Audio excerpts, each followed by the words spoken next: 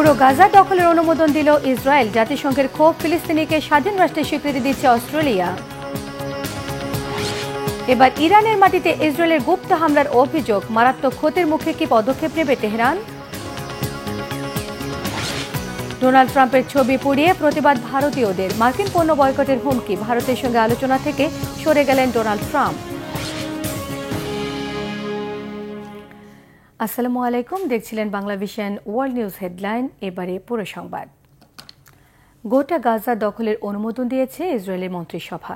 হামাসকে বাদ দিয়ে নির্দিষ্ট সরকার সহ নতুন গাজা গড়ার কথা জানিয়েছেন ইসরায়েলের প্রধানমন্ত্রী বেনিয়ামিন নেতানিয়াহু। গাজাবাসী নিরাপত্তা নিশ্চিতে এ পদক্ষেপ বলে দাবি জানিয়েছেন তিনি। এদিকে জাতিসংঘ সহ এ বিষয়ে ভিন্ন মত দিয়েছেন ইসরায়েলের সেনাপ্রধান আইয়াল জামির, রাজনৈতিক এবং সুশীল সমাজের প্রতিনিধিরা। চন্দ্রিকা মজুমদারের ডেস্ক রিপোর্ট। গাজায় নৃশংস হত্যাযজ্ঞ চালিয়েও ক্ষান্ত হননি ইসরায়েলের প্রধানমন্ত্রী বেনিয়ামিন নেতানিয়াহু।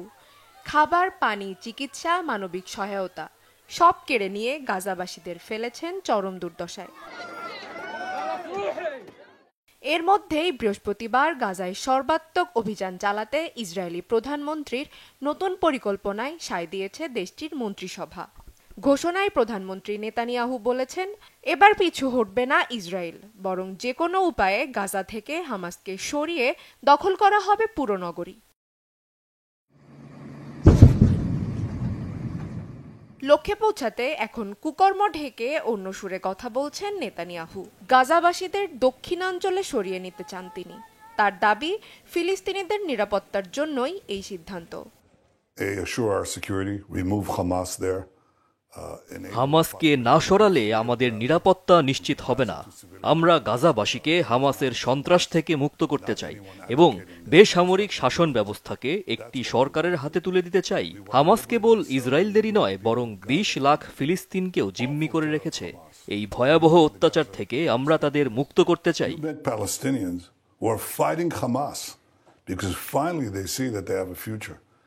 ইসরায়েলের প্রধানমন্ত্রীর দপ্তর জানিয়েছে, গাজা নগরী দখল করে যুদ্ধবন্ধে ৫টি মূল নীতিতে একমত হয়েছে নিরাপত্তা বিষয়ক মন্ত্রিসভা। এগুলো হচ্ছে হামাস নিরস্ত্রীকরণ, জীবিত বা মৃত ইসরায়েলি জিম্মিদের ফেরত, গাজা ভূখণ্ডকে অসামরিক এলাকায় পরিণত করা, গাজা ভূখণ্ডে ইসরায়েলি বাহিনীর নিয়ন্ত্রণ প্রতিষ্ঠা এবং হামাস ও ফিলিস্তিনি কর্তৃত্ব বাদ দিয়ে গাজায় বেসামরিক সরকার গঠন। এদিকে জাতিসংঘ সহ অন্যান্য মানবিক সংস্থার মতামতকে গ্রাহ্য না করে গাজায় মানবিক সহায়তার লাগাম নিজের হাতে তুলে নিতে চায় তেল আবিব। কিন্তু আন্তর্জাতিক মহল এই পদক্ষেপকে দেখছে জাতিগত নিধনের কৌশল হিসেবে। গাজা দখলের বিষয়ে ভিন্নমত দিয়েছেন ইসরায়েলের সেনাপ্রধান আইয়াল জামির সহ রাজনীতিবিদ ও সুশীল সমাজের প্রতিনিধিরাও। ইসরায়েলের বিরোধী দলীয় নেতা ইয়ার লাপিদ বলেছেন, প্রধানমন্ত্রী নেতানিয়াহুর এই পরিকল্পনা অসঙ্গত। গাজায় যুদ্ধের সিদ্ধান্তে ইসরায়েলের জনমত উপেক্ষিত হচ্ছে বলেও অভিযোগ তার। এদিকে বিপর্যস্ত হয়ে পড়েছে গাজার চিকিৎসা কার্যক্রম। জাতিসংঘ জানিয়েছে, গাজায় জ্বালানির অভাবে ৪৮ ঘন্টার মধ্যে বন্ধ হয়ে যেতে পারে সম্পূর্ণ চিকিৎসা ব্যবস্থা। Chandrika Majumdar, Bangla vision news desk. স্বাধীন রাষ্ট্র হিসেবে ফিলিস্তিনের স্বীকৃতির বিষয়টি আরও জোরালো হচ্ছে। ফ্রান্স, যুক্তরাজ্য, কানাডার পর এবার যুদ্ধবিধ্বস্ত দেশটিকে স্বাধীন রাষ্ট্র হিসেবে স্বীকৃতি দেওয়ার কথা বিবেচনা করছে অস্ট্রেলিয়া। আগামী মাসে জাতিসংঘের সাধারণ পরিষদের অধিবেশনের আগে এ বিষয়ে ঘোষণা আসতে পারে বলে জানিয়েছেন অস্ট্রেলিয়ার প্রধানমন্ত্রী অ্যান্টনি আলবানিজ। বিস্তারিত মীর ফজলে রাব্বির ডেস্ক রিপোর্টে। ফ্রান্স, যুক্তরাজ্য ও কানাডার পর এবার ফিলিস্তিনকে স্বাধীন রাষ্ট্র হিসেবে স্বীকৃতি দেওয়ার সিদ্ধান্ত সক্রিয়ভাবে বিবেচনা করছে অস্ট্রেলিয়া। আগামী মাসে জাতিসংঘের সাধারণ পরিষদের অধিবেশনের আগেই এ বিষয়ে ঘোষণা আসতে পারে বলে জানিয়েছেন অস্ট্রেলিয়ার প্রধানমন্ত্রী অ্যান্টনি আলবানিজ। ৭ আগস্ট এক সংবাদ সম্মেলনে আলবানিজ বলেন, এটি আমাদের একটি সার্বভৌম সিদ্ধান্ত। এজন্য মার্কিন প্রেসিডেন্ট ডোনাল্ড ট্রাম্পের অনুমোদনের কোনো প্রয়োজন নেই। জানা গেছে, ট্রাম্পের সঙ্গে এ বিষয়ে কথা না বললেও আলবানিজ ইতোমধ্যে ফরাসি প্রেসিডেন্ট, জাতিসংঘের নেতৃবৃন্দ এবং ফিলিস্তিনি নেতাদের সঙ্গে যোগাযোগ করেছেন। তবে অস্ট্রেলিয়া সরকার জানিয়েছে স্বীকৃতির সঙ্গে কিছু শর্ত থাকবে। এর মধ্যে রয়েছে ইসরায়েলের নিরাপত্তা নিশ্চিত করা, হামাসকে গাজার নিয়ন্ত্রণ ত্যাগ করা এবং ফিলিস্তিন কর্তৃপক্ষের সংস্কার। ফ্রান্স, যুক্তরাজ্য ও কানাডা সম্প্রতি ফিলিস্তিনকে রাষ্ট্রের স্বীকৃতি দেওয়ার পরিকল্পনা ঘোষণা করলে অস্ট্রেলিয়ার ওপরও বিষয়টি নিয়ে আন্তর্জাতিক চাপ তৈরি হয়। এছাড়া দিন কয়েক আগে গাজাবাসীর পক্ষে সিডনিতে লাখো মানুষের অংশগ্রহণে বিশাল মিছিল হয়, যা অস্ট্রেলিয়া সরকারের নীতি নির্ধারণী পর্যায়েও ব্যাপক প্রভাব ফেলে। বর্তমানে ১৪০টির বেশি দেশ ফিলিস্তিনকে রাষ্ট্র হিসাবে স্বীকৃতি দিয়েছে। জাতিসংঘ নিরাপত্তা পরিষদের ৫ স্থায়ী সদস্যের মধ্যে শুধুমাত্র চীন ও রাশিয়া ফিলিস্তিনকে স্বীকৃতি দিয়েছে। যদি আগামী সেপ্টেম্বরে ফ্রান্স ও যুক্তরাজ্য আনুষ্ঠানিক স্বীকৃতি দেয়, তবে যুক্তরাষ্ট্রই হবে একমাত্র পশ্চিমা শক্তি যারা এখনও এ বিষয়ে বিরত রয়েছে। মীর ফজলে রাব্বি, বাংলা ভিশন। ইরানের তেল, গ্যাস এবং পেট্রোকেমিক্যাল স্থাপনাগুলোতে ঘন ঘন বিস্ফোরণ এবং অগ্নিকাণ্ড নিয়ে চরম উদ্বেগ দেখা দিয়েছে। দেশটির সংসদ সদস্য মোহাম্মদ বাহরামি এগুলোকে অস্বাভাবিক এবং বিপজ্জনক আখ্যা দিয়ে ইসরায়েলের গোপন নাশকতার ইঙ্গিত দিয়েছেন। পুরনো যন্ত্রপাতি, রক্ষণাবেক্ষণের অভাবের পাশাপাশি অন্তর্ঘাতের সংখ্যা উড়িয়ে দিচ্ছে না তিনি। মাত্র ৬ মাসে ঘটেছে অন্তত ১২টি বড় দুর্ঘটনা। উৎপাদন এবং রপ্তানি মারাত্মকভাবে ক্ষতিগ্রস্ত। হাফিজুল ইসলামের ডেস্ক রিপোর্টে থাকছে বিস্তারিত। ইসরায়েলের গোপন গোয়েন্দা তৎপরতার কারণে ইরানের জ্বালানি স্থাপনাগুলো এখন যেন পরিণত হয়েছে বারুদের স্তূপে। সাম্প্রতিক সময়ে দেশের অভ্যন্তরে বিভিন্ন পেট্রোকেমিক্যাল কমপ্লেক্স, তেল ও গ্যাসের মতো জ্বালানি স্থাপনাগুলোতে বারবার ঘটছে বিস্ফোরণ ও অগ্নিকাণ্ডের ঘটনা। এমন ধারাবাহিক দুর্ঘটনাগুলোকে অস্বাভাবিক ও বিপজ্জনক বলে মন্তব্য করেছেন ইরানের পার্লামেন্ট মজলিসে শুরা-ই ইসলামীর জ্বালানি কমিটির জ্যেষ্ঠ সদস্য মোহাম্মদ বাহরামি। তার আশঙ্কা, এসব নাশকতার পেছনে ইসরায়েলের গোয়েন্দা সংস্থা মোসাদের হাত থাকতে পারে। ইরানি সংবাদ মাধ্যম দিদবান ইরানকে দেয়া এক সাক্ষাৎকারে বাহরামি আশঙ্কা প্রকাশ করে জানান, মার্চের শেষ থেকে এ পর্যন্ত অন্তত ১২টি বড় ও মাঝারি অগ্নিকাণ্ড এবং বিস্ফোরণ ঘটেছে ইরানের তেল ও গ্যাস অবকাঠামোয়। জ্বালানি কমিটির দায়িত্বশীল এই নেতা বলেন, খার্ক পেট্রোকেমিক্যাল কমপ্লেক্স ও আবাদান রিফাইনারির মতো গুরুত্বপূর্ণ স্থাপনায় প্রাণহানিও ঘটেছে। বন্ধ হয়ে গেছে গুরুত্বপূর্ণ কিছু গ্যাস ইউনিট, ফলে ধাক্কা খেয়েছে উৎপাদন ও রপ্তানি ব্যবস্থা।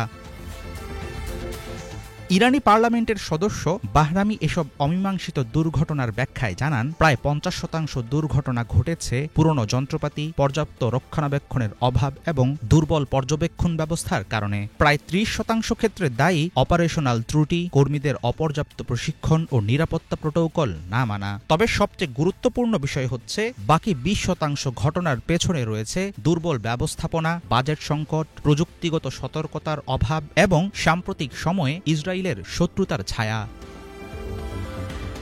ইরানি সরকারের পক্ষ থেকে এখনও আনুষ্ঠানিকভাবে এসব ঘটনার জন্য ইসরায়েলকে দায়ী করা হয়নি। তবে বাহরামির মতো জ্যেষ্ঠ পার্লামেন্ট মেম্বারের এই শঙ্কা প্রকাশ প্রমাণ করে যে বিষয়টি নিয়ে তীব্র উদ্বেগে আছে ইরানের শীর্ষ মহল।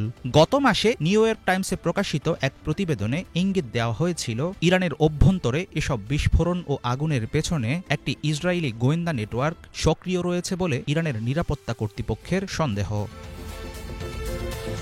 ইরানের সংবাদ মাধ্যম দিদবান ইরান জানিয়েছে, এসব ঘটনার কারণে আন্তর্জাতিক ইন্স্যুরেন্স বা বীমা সংস্থাগুলোর আস্থা হারাতে বসেছে তেহরান। এর জেরে বিশ্ববাজারে নতুন ধরনের ধাক্কা খাচ্ছে দেশের জ্বালানি খাতের ভাবমূর্তি। অর্থনৈতিক নিষেধাজ্ঞায় জর্জরিত ইরান যেখানে তেল ও গ্যাস রপ্তানি থেকে রাজস্ব আয়ের উপর নির্ভর করছে, সেখানে এমন ঘন ঘন দুর্ঘটনা কেবল নিরাপত্তাজনিত হুমকি নয়, বরং এটি জাতীয় অর্থনীতির জন্য বিপদের কারণ।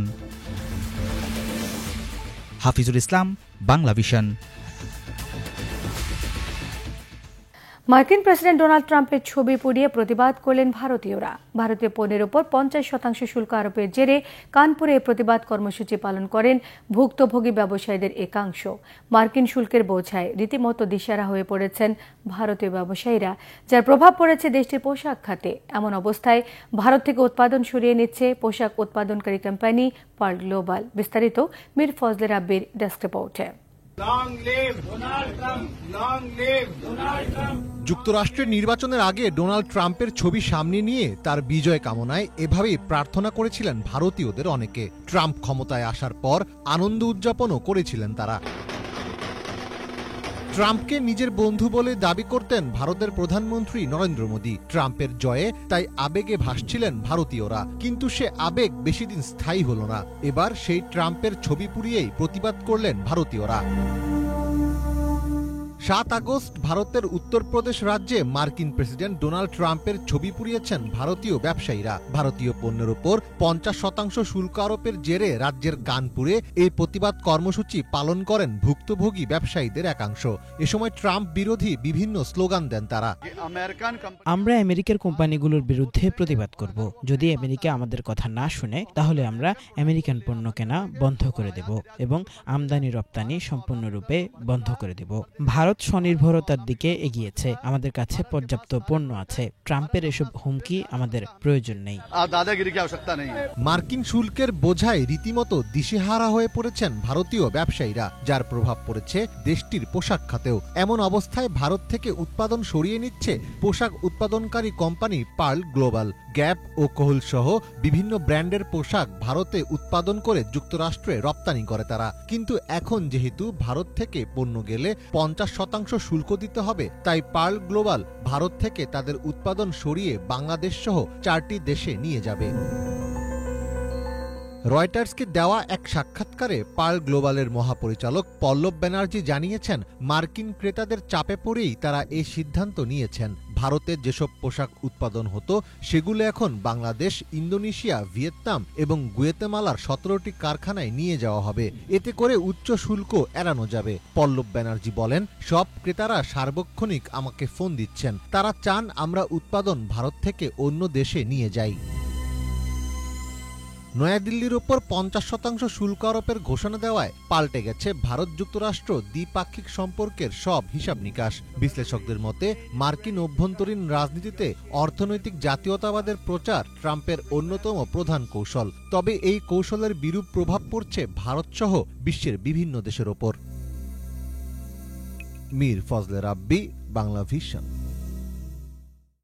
এদিকে ভারতীয় পণ্যের ওপর ৫০% শুল্ক আরোপের পর এবার ভারতের সঙ্গে বাণিজ্য আলোচনা নাকচ করে দিয়েছেন মার্কিন প্রেসিডেন্ট ডোনাল্ড ট্রাম্প।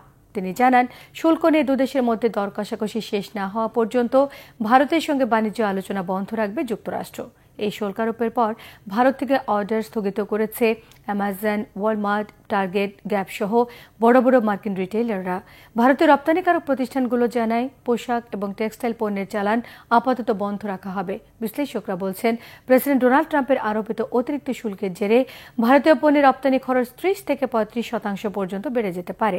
এর ফলে ৪০০ থেকে ৫০০ কোটি মার্কিন ডলারের ক্ষতির আশঙ্কা করছে ভারত। সমালোচনার মুখে পদত্যাগ করেছেন বাংলাদেশি বংশোদ্ভূত ব্রিটিশ মন্ত্রী রুশনারা আলী।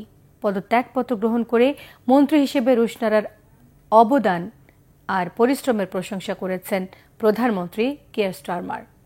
ব্রিটিশ প্রধানমন্ত্রী কার্যালয় 10 ডাউনিং স্ট্রিট বৃহস্পতিবার এক বিবৃতির মধ্য দিয়ে গৃহহীন বিষয়ক মন্ত্রী রুশনারা আলীর পদত্যাগের বিষয়টি নিশ্চিত করেছে। প্রধানমন্ত্রীকে পাঠানো পদত্যাগপত্রে রুশনারা লিখেছেন, সরকারের উচ্চাকাঙ্ক্ষী কাজের পথ সুগম রাখতেই এমন সিদ্ধান্ত নিয়েছেন তিনি। সেই সঙ্গে তার অবস্থান যেন বিভ্রান্তির কারণ না হয় সেটিও পদত্যাগের সিদ্ধান্তে ভূমিকা রেখেছে। যুক্তরাজ্যের পার্লামেন্টে প্রথম বাংলাদেশি বংশোদ্ভূত এমপি ছিলেন রুশনারা। মূলত নিজের মালিকানাধীন টাউন হাউস থেকে ভাড়াটিয়া উচ্ছেদ আর ৭০০ পাউন্ড বাড়িয়ে ভাড়া দেওয়ার ব্যাপক সমালোচনার মুখে মন্ত্রিত্ব ছাড়তে হয়েছে তাকে। পূর্ব লন্ডনের বো এলাকার ওই বাড়িতে মাসে ৩৩০০ পাউন্ডে ৪ জন ভাড়াটে থাকতেন। চুক্তি শেষ হওয়ায় গত বছরের নভেম্বরে ৪ মাসের নোটিশে বাড়ি ছাড়তে বলা হয়। পরে বাড়িটি মাসে ৪,০০০ পাউন্ড ভাড়ায় আবার তালিকাভুক্ত করা হয়, যা আই পেপার ফাঁস করে দিয়ে বিশেষ প্রতিবেদন প্রকাশ করেছে। গত বছর লেবার পার্টি রুশনারা বাংলাদেশি অধ্যুষিত লন্ডনের টাওয়ার হ্যামেলসের বেথনাল গ্রিন এবং স্টেপনি আসন থেকে পঞ্চমবার নির্বাচিত হন। বাংলাদেশে আওয়ামী লীগ সরকারের সঙ্গে দুর্নীতি সংশ্লিষ্টতার অভিযোগ মাথায় নিয়ে গত ১৪ জানুয়ারি সিটি মিনিস্টারের পদ ছেড়েছেন লেবার পার্টির বাংলাদেশি বংশোদ্ভূত আরেক এমপি টিউলিপ সিদ্দিকী। বিদ্রোহী নিয়ন্ত্রণাধীন মিয়ানমারে বিরল খনিজের উত্তোলন ব্যাপকভাবে বৃদ্ধি পাচ্ছে।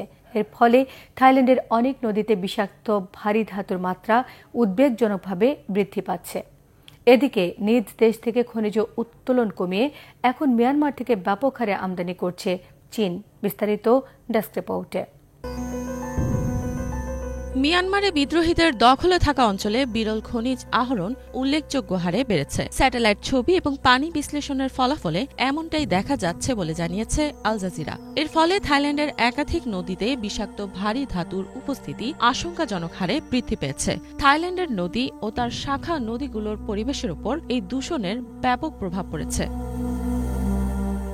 বিশ্বব্যাপী বিরল খনিজের পরিশোধনে চীন শীর্ষস্থানীয় হলেও এই খনিজের একটি উল্লেখযোগ্য পরিমাণ তারা তাদের প্রতিবেশী দেশ মিয়ানমার থেকে আমদানি করে থাকে। বহু বছর ধরে এসব খনি স্থানীয় পরিবেশ এবং মানুষের স্বাস্থ্যের ওপর গুরুতর প্রভাব ফেলছে। মানবাধিকার সংস্থা SHRF এর মুখপাত্র জানান, খনন কার্যক্রম শুরু হওয়ার পর থেকে স্থানীয় জনগণের নিরাপত্তা নিশ্চিতে কোনো পদক্ষেপ নেওয়া হয়নি। খননকারীরা পরিবেশ কিংবা নিচের দিকে অবস্থিত থাইল্যান্ডের বাসিন্দাদের প্রতি কোনো ধরনের দায়িত্বশীল আচরণ দেখাচ্ছে না। মিয়ানমার থেকে আসা দূষণের প্রতিবাদে থাইল্যান্ডের চিয়াং রাই প্রদেশে জুন মাসে প্রায় 1500 মানুষ রাস্তায় নেমে আসে এবং চীন ও থাই সরকারের সক্রিয় হস্তক্ষেপের দাবি জানায়। নদীর পানি হলুদ কমলা রং ধারণ করলে থাই কর্তৃপক্ষ তা পরীক্ষা করে দেখে। পরীক্ষার পর বিশ্ব স্বাস্থ্য সংস্থা WHO জানায়, পানিতে স্বাভাবিকের চেয়ে অনেক বেশি পরিমাণে আর্সেনিক ও সীসা রয়েছে। এছাড়াও অঞ্চলের আরও কয়েকটি নদীতেও দূষণের চিহ্ন পাওয়া গেছে। গবেষকরা জানান, 7টি ভিন্ন স্থান থেকে পানি সংগ্রহ করে পরীক্ষা করা হয়েছে। ফলাফলে দেখা যায়, পানির নমুনায় মিয়ানমারের কাচিন রাজ্যে অবস্থিত বিরল খনিগুলোর ভারী ধাতুর একটি নির্দিষ্ট ধরনের অস্তিত্ব রয়েছে। বিশ্লেষণে উঠে এসেছে, নদীর মোট দূষণের প্রায় 60 থেকে 70% বিরল খনিজ উত্তোলন কার্যক্রম থেকে উদ্ভূত। এই খনিগুলোর বেশিরভাগই এক বিদ্রোহী গোষ্ঠীর নিয়ন্ত্রণাধীন। মিয়ানমারের সেনাবাহিনী চীনের সীমান্ত ঘেঁষে এসব অঞ্চলে প্রবেশ করতে পারে না। স্যাটেলাইট চিত্র বিশ্লেষণ করে দেখা গেছে, সাম্প্রতিক সময়ে চীন ও থাইল্যান্ডের সীমানার কাছাকাছি এলাকায় প্রায় 28টি নতুন খনি পাওয়া গেছে। ম্যানচেস্টার ইউনিভার্সিটির গবেষক প্যাট্রিক মেহান জানিয়েছেন, মিয়ানমারে খননকারী কোম্পানিগুলোর কার্যক্রমে পরিবেশগত প্রভাব মূল্যায়ন বা তদারকির কোনো ব্যবস্থা নেই। এর ফলে পরিবেশ দূষণের সম্ভাবনা খুব বেশি। এই খনিগুলোতে কেমিক্যাল ঢুকিয়ে বিরল খনিজ উত্তোলন করা হয়। এরপর ওই তরল মিশ্রণ বিশাল পুকুরে জমা রাখা হয়। সেখান থেকে পরে খনিজ আলাদা করা হয়। তবে এই পদ্ধতির কারণে প্রায় নদী ও ভূগর্ভস্থ পানির উৎস দূষিত হয়ে পড়ে। এর প্রভাবে অনেক ছোট নদী ও খাল শুকিয়ে গেছে, মাছ নিঃশেষ হয়ে গেছে, ধানের উৎপাদন হ্রাস পেয়েছে এবং অনেক বন্যপ্রাণী মারা যাচ্ছে। এই সমস্যার সমাধান করতে থাই সরকার চীন ও মিয়ানমারের সঙ্গে একযোগে কাজ করছে। বিশেষজ্ঞদের মতে, বিশ্বব্যাপী প্রযুক্তি এবং সামরিক খাতে ব্যবহারের জন্য মিয়ানমারের বিরল খনিজের চাহিদা দ্রুত বৃদ্ধি পাচ্ছে। চীন পরিবেশগত কারণে নিজ দেশে খনিজ উত্তোলন হ্রাস করে এখন মিয়ানমার থেকে বেশি পরিমাণে এসব খনিজ আমদানি করছে। 2023 সালে মিয়ানমার থেকে রেকর্ড পরিমাণে বিরল খনিজ আমদানি করেছে চীন। ইফাত জাহান, বাংলা ভিশন। এই ছিল আজকের মতো। সঙ্গে থাকায় সবাইকে ধন্যবাদ।